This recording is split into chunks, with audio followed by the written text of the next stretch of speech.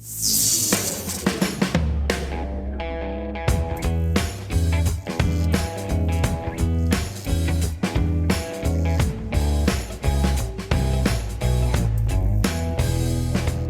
tal? ¿Cómo están? Hoy les quería hablar de un tema distinto, o por lo menos un tema abordado de una manera distinta. Y es el tema de la compresión. Nosotros estamos acostumbrados a hablar del tema de la compresión de audio según donde nos estemos moviendo. Si nos estamos moviendo en el mundo de la guitarra o estamos moviendo justamente en el mundo del audio, ¿no? En cuanto al uso de compresores de estudio de grabación o compresores de formato, supongamos, pedales, porque también se usaron en rack en su momento en guitarras eléctricas. Entonces estamos muy acostumbrados a hablar de compresión y en esos términos hablar de compresión desde los micrófonos y hablar de compresión desde los pedales de compresión, justamente, que están hechos y diseñados específicamente para lograr ese efecto, y bueno, los racks en el caso de audio. Pero la idea del video de hoy está basada en el hecho de hablar de la compresión, de los factores de compresión de audio o del sonido en sí en diferentes lugares de la cadena de nuestro setup. Desde que el audio sale de nuestra guitarra hasta que lo escuchamos por los parlantes de nuestros equipos, los amplificadores. Entonces, dentro de todo eso, si nosotros dejamos de lado el tema compresión a través de un pedal, hay múltiples lugares donde nosotros estamos comprimiendo el audio de una forma a veces más linda que otra, y es interesante buscar el audio por ese lado también, es decir, el color de la compresión del audio a través de algo que no sea un compresor. ¿Y dónde está y cuál es nuestro primer compresor de audio? Algo que yo mencionaba en algún video, pero se los refresco para que aquellos quienes no lo hayan escuchado o no lo hayan escuchado de mí. El primer compresor que tenemos en nuestra cadena de efecto es el micrófono de nuestra guitarra. En este caso, acá tenemos un Lake Pickups triple agente, es un micrófono con imanes de alnico pasante, aunque ustedes vean que es un humbucker.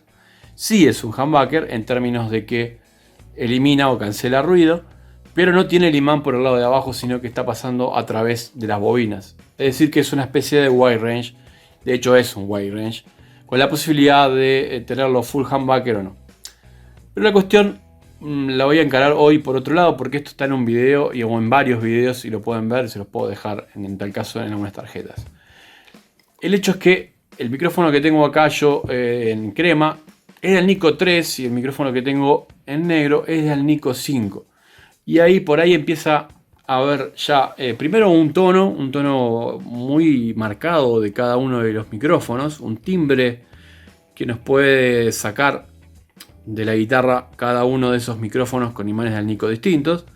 Ahí es cuando aquellos totalitarios del audio de que la guitarra solamente son los micrófonos salen enseguida y dicen sí, el audio de la guitarra son los micrófonos, y eso no es así. Los micrófonos son una parte importante del audio de la guitarra, pero no son el todo. Obviamente, si yo pongo un micrófono de muy baja ganancia contra otro que no tenga nada que ver en cuanto a estructura magnética y demás, va a haber una diferencia de audio importante, pero va a seguir siendo la misma guitarra. Entonces, volvamos al tema, pues esto yo si no sigo de largo. El Alnico 3, por ejemplo, tiene un campo magnético menor, bastante menor, porque carga menos campo magnético que el Alnico 5. Estamos hablando de unos 500 Gauss, 600 contra unos 1500. Cuando ponemos el gaussímetro andamos a veces en 1000, 1200 Gauss. Hay una diferencia grande en el campo magnético. Imagínense el fenómeno de las moléculas del aire, o en el aire, la presión del aire, que es la presión que nosotros medimos, la presión atmosférica es la presión fija del aire, ¿sí?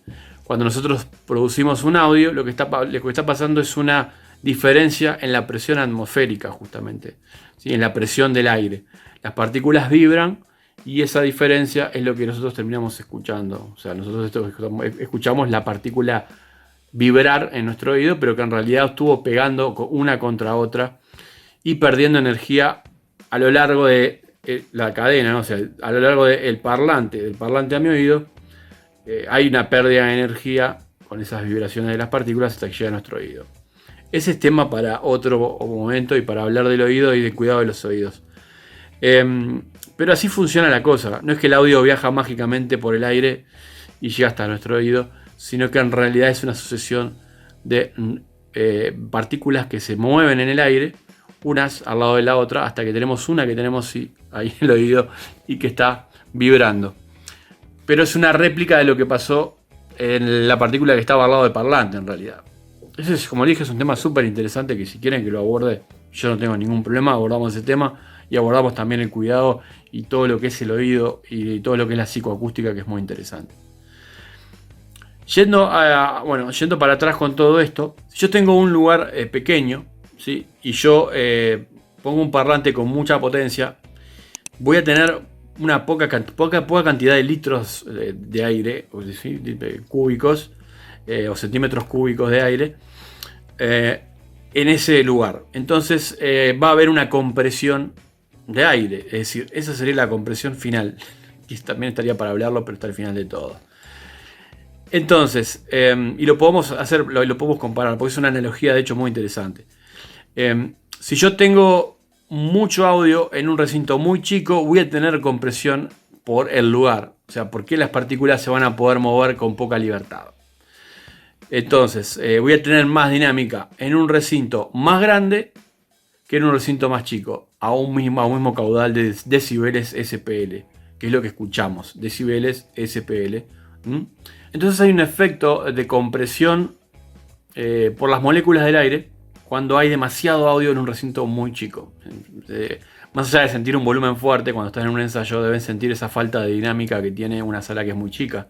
Pasa lo mismo si vamos a grabar. Si vamos a grabar en una sala que es muy chica y que tiene poca difusión, lo que va a pasar es que el volumen levanta fuerte y va a tener poca dinámica la sala. Entonces les conviene trabajar la grabación a baja potencia. Esto da para hacer una cantidad de videos sobre cada uno de estos temas y la verdad es que se me va a ir muy largo, así que voy a tratar de resumirlo. Si nosotros vamos al campo magnético de los micrófonos, es algo similar. Primero, la carga magnética del imán de alnico, pongámosle alnico 5 en este caso, hay también alnico 8 por ejemplo, es un campo magnético muy fuerte. Por ende, lo que va a pasar es que la dinámica del micrófono va a ser menor que con un campo magnético un poco más débil, que va a permitir que esa cuerda trabaje de otra manera sobre ese campo magnético y nos brinde en la salida un audio que va a tener otra dinámica. Cuanto más débil el campo magnético del micrófono, más dinámica vamos a tener en el audio. A eso quiero llegar. Además de que si tenemos un imán distinto, imagínense que tenemos un abobinado exactamente igual. El imán de alnico 3 tiene un audio distinto que el de alnico 5. No es por la carga magnética específicamente. Sí, o sea, sí hay algo ahí. Pero también tiene que ver con los componentes. Los porcentajes de los componentes metálicos en ese imán son distintos. De hecho, el alnico 3 no tiene cobalto. Otra cosa importante que tienen que saber es que el hierro está presente siempre, en un porcentaje bajo, pero está presente en el imán, porque ahí alguien me decía que no, y sí, es verdad, está. El alnico 3 entonces no tiene cobalto, y el cobalto es un componente que le da un brillo muy particular al audio de nuestros micrófonos. Aparte de que, en esa aleación cargamos mucho más magnetismo.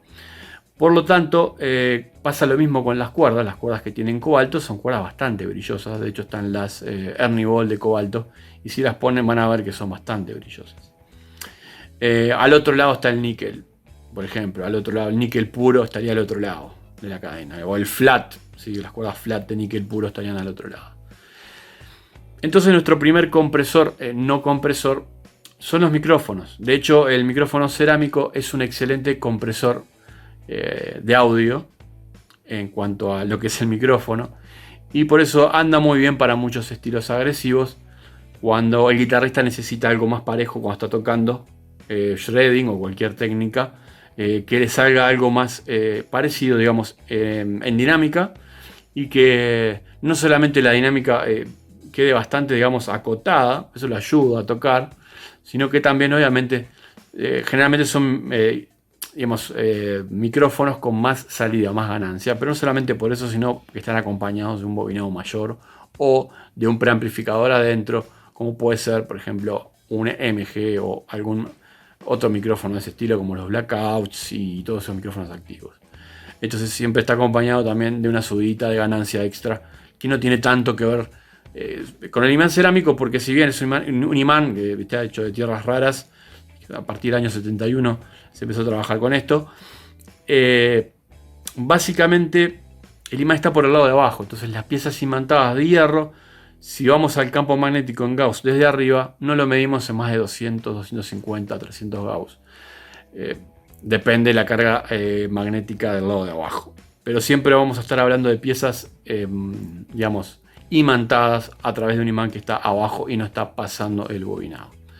Si nosotros seguimos para adelante en nuestra cadena, tenemos nuestros preamplificadores, tenemos nuestros pedales de saturación. Todo lo que es saturación va a ser una compresión natural, o puede ser un overdrive, ni hablar de una distorsión. Todo eso son compresores en realidad de audio. O sea, clipean la señal, la dejan cuadradita y nos matan un poco la dinámica. Los overdrive trabajan con un clipeo muy específico que hacen que la dinámica se conserve mucho más que los de pedales de distorsión, porque están hechos para cosas distintas. Yo puedo hacer un arpegio en una guitarra y notar el ataque de la nota perfectamente en cada nota que estoy tocando.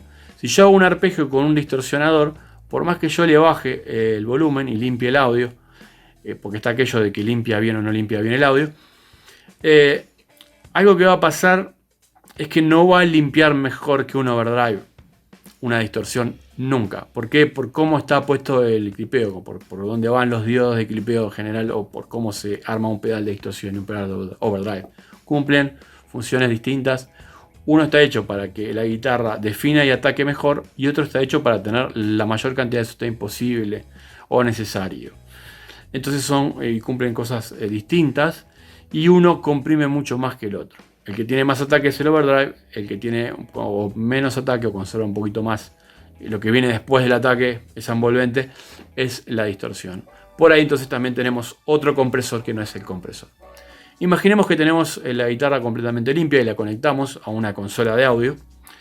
En ese caso, si la conectamos directo, ahí vamos a entender lo que es una guitarra sin compresor, o sea, sin absolutamente nada de compresión, y hablamos de compresión que no sea compresor nuevamente.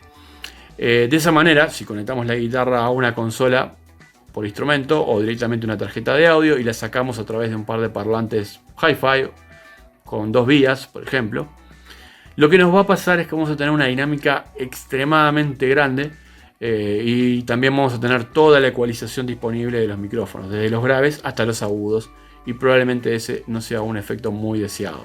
Por eso que el audio por línea es muy peculiar, obviamente, si está bien adaptado de impedancia. Si lo conectamos directo y no sabemos dónde bien conectar, o sea, conectamos por línea la guitarra a una línea, la impedancia no va a estar bien adaptada y el brillo sí, ahí se va a quedar un poquito rezagado. Activamente en los 80 se usó mucho el hecho de grabar por línea, y realmente, o sea, después se ponían compresores de rack, pero ahí podemos disfrutar o entender lo que es una guitarra sin compresión alguna, o sea, sin ninguna compresión, más que lo que estábamos hablando un poquito sobre el tema micrófonos.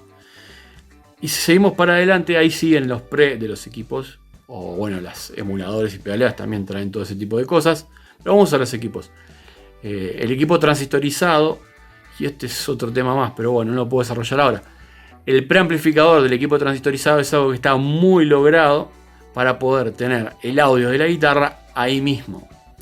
¿Por qué digo esto? Porque la tapa de salida de un equipo transistorizado está hecho para funcionar de una forma completamente lineal, prácticamente como si conectáramos justamente esa guitarra a una consola y de ahí a un parlante, pero sin el tweeter.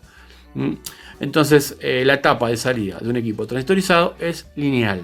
Esto quiere decir que si yo conecto la guitarra al return de efectos, aunque la voy a escuchar muy baja, pero la conecto ahí, me voy a dar cuenta que el audio no está muy bueno, que es completamente opaco, por una cuestión también de adaptación de impedancias, y que bueno, es como un sonido por línea. Si quiero adaptar la impedancia, puedo usar un pedal de booster o un pedal de ecualización con todo en cero, y eso nos va a dar la pauta de lo que es un sonido por línea y lo que es un sonido directo a una etapa de salida lineal. es decir, de transistorizada. Por eso en un equipo transitorizado está muy bien logrado, se supone, o en los equipos económicos no tanto, debería estar bien logrado un preamplificador, ¿sí? En el equipo de válvula eso empieza a cambiar a medida que nosotros nos mudamos, digamos, de amplificador y nos compramos nuestro primer valvular. Nos damos cuenta de que saltan un montón de armónicos, de que salta un montón de compresión que antes no teníamos y de que salta un montón de sustain nuevo, inclusive en sonido limpio, que antes no teníamos. ¿Y eso qué es? Bueno, eso es la saturación de la válvula de previo y esa es la saturación también de la válvula de salida. Si el equipo es de una potencia razonable y lo podemos usar en el volumen que deberíamos usar. Entonces nuestra siguiente etapa de compresión está en el preamplificador, en el caso de los equipos transitorizados. Está en la etapa de salida en los equipos transitorizados cuando estos están limitados por la fuente. Es decir, la etapa de salida va a comprimir y ya va a entrar a saturar y eso no va a estar nada bueno. Eso lo vimos también en un video aparte.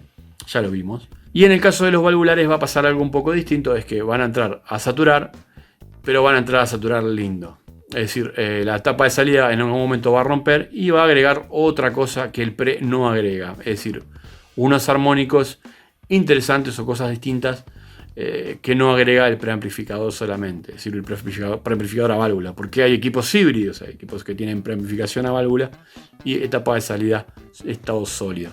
Ahí tenemos obviamente una compresión en la etapa del previo, pero generalmente la etapa de salida la tenemos completamente lineal y ahí no tenemos compresión, salvo que, como les dije, tengan poco headroom, sea un equipo muy barato de poca potencia y estén limitados en justamente la potencia de salida del equipo. Si no están limitados en la potencia de salida del equipo, hablamos de 50 watts para arriba, 100 watts, entonces va a ser súper lineal lo que pase en la salida del equipo y todo lo que es compresión, saturación, ecualización, modelado del audio va a estar hecho en el preamplificador. La salida no tiene nada que hacer ahí. Lo único que hace la salida es tomar lo que pasa en el pre y amplificarlo exactamente y tal cual sale del pre. Es la diferencia entre un equipo transistorizado y un equipo a válvula. Y no es menor esa diferencia. Entonces es lo que aporta justamente un equipo transistorizado. Para finalizar nuestra parte de compresiones tenemos parlantes. Hay parlantes que pierden muchísimo en energía, en calor, en la bobina móvil, parlantes muy económicos, en este caso y en general en equipos transitorizados o de baja potencia y económicos o equipos valvulares de primera gama o entry level. En ese caso los parlantes a veces son un poco chicos o son económicos, son chinos con una bobina móvil más o menos, enrollada sobre un plástico de baja gama o algo así. Ya lo hemos visto también con Guillermo, con Oscar Cornejo esto, y lo hablamos también con Sergio Varena, especialista en parlantes.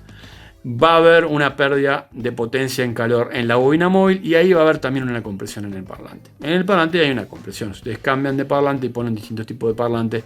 Cada parlante tiene un audio, tiene un color y también comprime más o menos el audio. Llegamos al final de este video y llegamos al final de la etapa de compresión sin compresor de la guitarra. Es decir, el hecho que les hablaba hoy de la habitación. Cuanto más grande la habitación, más dinámica va a tener su audio, dependiendo de la potencia que estén usando. Si están usando poca potencia, con una habitación normal van a estar bien. Pero si están usando una potencia arriba de, pongámosle, 50 watts en una habitación estándar, digamos de 3x3, va a haber una compresión en lo que es el ambiente, ¿sí? Entonces a la hora de grabar esa guitarra, vamos a imaginar eso que estamos grabando la guitarra, vamos a tener una compresión de ambiente que no va a estar tan buena, va a ser mucho mejor grabar la guitarra en una habitación más grande y obviamente el micrófono va a captar mucho las reflexiones tempranas de esa habitación. Entonces eso puede estar bueno o no, o sea, puede ser un efecto. Hay muchos guitarristas que grabaron con un equipo puesto en el baño. También habría que ver cuánta potencia tenía ese equipo que pusieron en el baño. Generalmente son equipos chicos. O lo usaron para reverb, microfonearon en el baño con reverb o las escaleras de algún lugar y lo usaron con un par estéreo, usaron eso como reverb y más que nada como eso. Tenemos una compresión ahí y la última compresión, para no entrar después ya en el terreno del estudio de grabaciones y la compresión en la preproducción o postproducción en realidad. el micrófono que usemos para grabar y la cantidad de decibeles SPL que aguante ese micrófono, la distancia del equipo que le pongamos, la cantidad de wattaje del equipo, va a hacer que tengamos un poquito de compresión en el diafragma del micrófono dinámico o de condensador, o de cinta. El micrófono que usemos de cinta aguanta menos decibeles, que usemos para amplificar la guitarra en el estudio. Si ese diafragma aún no aguanta tanto y comprime un poco más, bueno, vamos a tener una compresión en el micrófono. Y es algo notorio. Es algo notorio escuchar la compresión del diafragma de un micrófono que está con el diafragma súper apretado porque le está recibiendo mucha cantidad de decibeles SPL. Generalmente igual los micrófonos aguantan mucha cantidad de decibeles SPL antes de romperse o antes de saturar o clipear el micrófono. Es decir, saturar el micrófono y no tanto el pre, donde estoy enchufando el micrófono. Entonces, hemos visto en pocos minutos todo lo que es una cadena de audio en una guitarra sin ni siquiera nombrar muchos pedales y cómo desde los micrófonos hasta la salida del audio parlante, inclusive en la grabación, podemos tener un montón de compresiones sin usar compresor, algunas mejores que otras, y tenemos que entender eso, o sea, cada una de esas etapas de compresión y cuál nos gusta más, dónde comprimir el audio, dónde no, o dónde hacerlo de repente con el fin de lograr un efecto en la guitarra y no tanto un audio, digamos, más estándar o más general, ¿sí? Bueno, me recontra extendí en este video, la verdad es que estaba motivado a a trabajar en este audio, así que bueno, les mando un abrazo grande y espero que les haya gustado este nuevo video y no dejen de suscribirse a todas nuestras redes. Chao.